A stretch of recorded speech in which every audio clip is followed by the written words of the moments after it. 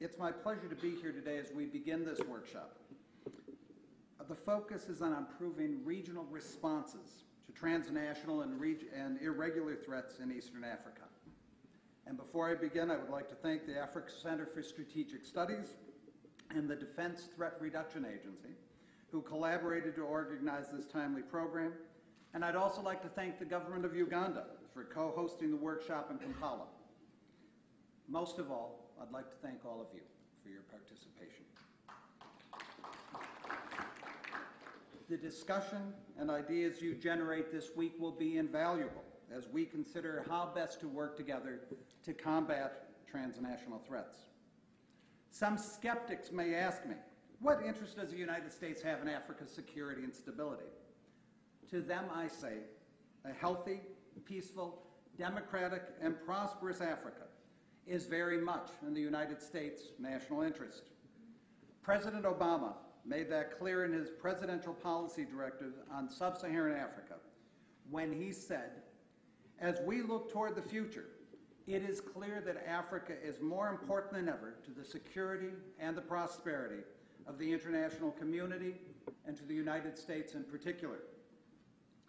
The President's strategy rests on 4 pillars: strengthening democratic institutions, spurring economic growth, trade, and investment, advancing peace and security, and promoting opportunity and development.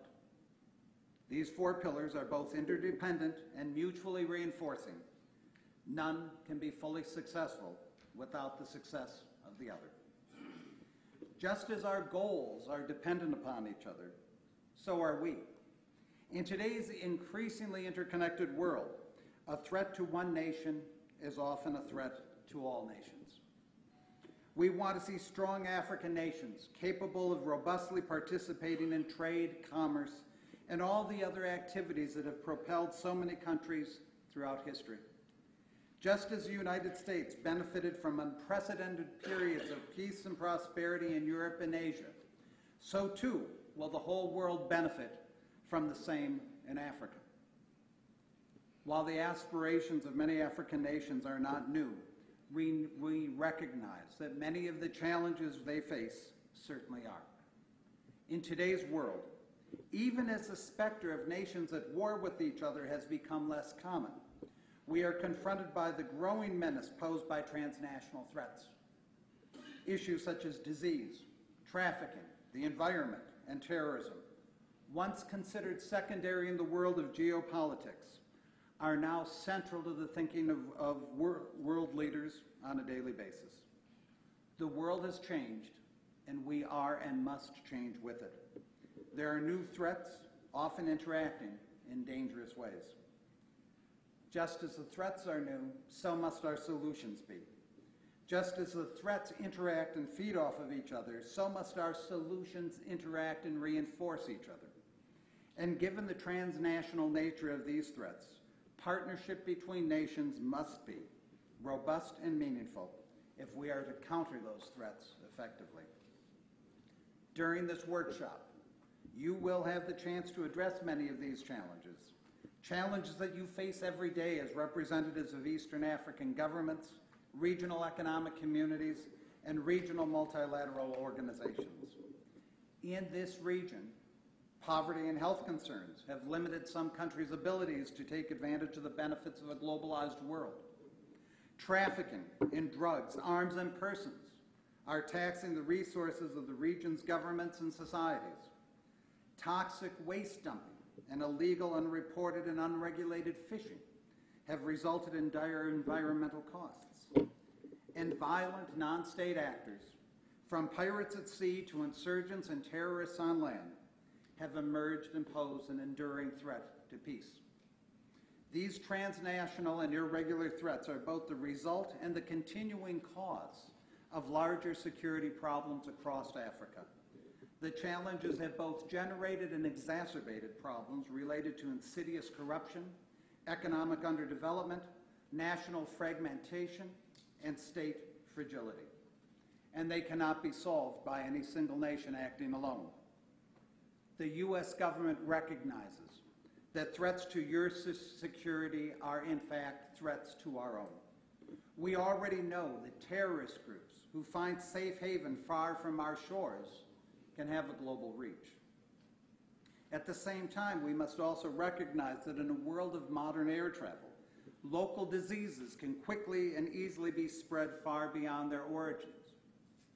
The routes that traffickers use to get small arms to cattle rustlers could one day serve violent extremists looking to move weapons of mass destruction through the region.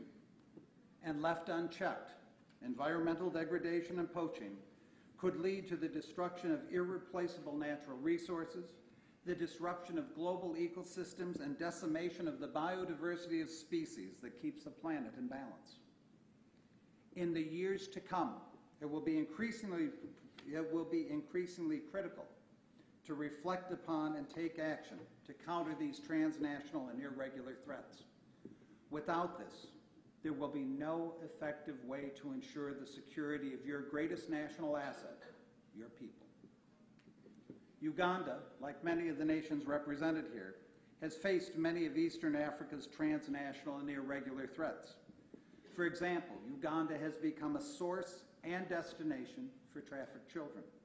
Uganda has fought a long battle with the Lord's Resistance Army, which ranges across borders in the region.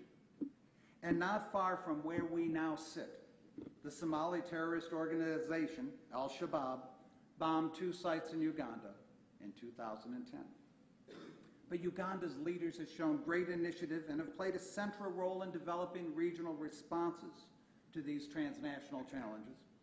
For example, Uganda has been a strong troop contributor to AMISOM, the African Union's mission in Somalia, which has fought for years to bring stability and peace to that troubled East African nation. And Uganda's role has been tremendously important, and its impact has been great. More recently, Uganda has joined forces with its neighbors to the north in the AU's Regional Cooperation Initiative for the elimination of the LRA. And Uganda has been an important and enduring member of several regional multilateral organizations, including the Intergovernmental Authority on Development, the East Africa Community, COMESA, and the International Conference on the Great Lakes Region, with the last 2 currently under President Museveni's leadership. These regional African communities have made great efforts and strides towards peace and security cooperation in recent years. Progress such as this is commendable, and we applaud it. However, it is also fragile. As nations move forward to address threats to peace and stability, they must also ensure that the tools they use to combat these threats do not become the threats themselves. Strong professional militaries are essential to regional security. Security, in turn, is essential to development, as it allows economies to prosper and democratic institutions to grow. If, however, these militaries threaten that prosperity, if they do not support the democratic institutions they are meant to uphold, then the foundation of our efforts crumbles, and East Africa risks falling back into the bloody cycle of revolution and counter-revolution. No one wants to see that happen. We don't want to see any nation descend into the morass of problems generated by poverty, infectious disease, and unchecked conflict. We want East Africa to be successful, to be healthy, to grow economically, to protect its people, and to reduce the tensions that can lead to conflict. We want a set of partners we can engage with to combat our shared 21st century challenges. For that, you must have vision. The vision to look beyond minor disagreements and the prospect of short-term personal or national gain to the broader possibility of real and lasting success. As President Obama said, Africa and its people are partners with America in creating the future we want for all of our children, a future that is grounded in growth, mutual responsibility, and mutual respect. While we may bring different concerns to the table, or focus on different dimensions of these problems, as the threats converge and escalate in our increasingly globalized world, we must find answers to these challenges together. It is in workshops like this in which professionals can discuss openly and frankly the best ways forward, that common purpose is forged and common solutions are found. The challenges are real, they are serious, and they must be met. They put good governance, stability, economic growth, and overall societal well-being at risk. Your understanding of these threats must be comprehensive and deep, and your responses must be as strong and as committed as if a foreign army was poised on your borders threatening your nation's future. For that is exactly what these new but oh so serious threats do. On these new battlefields, you can, through your engagement, ensure a better future for your children, your families, and your countries, and you will not fight alone. The United States sees the challenges, shares the risks, and we will stand with you in your efforts to overcome them. Thank you, and I wish you all the best in your deliberations this week, and all the best for the East African community. Thank you very much.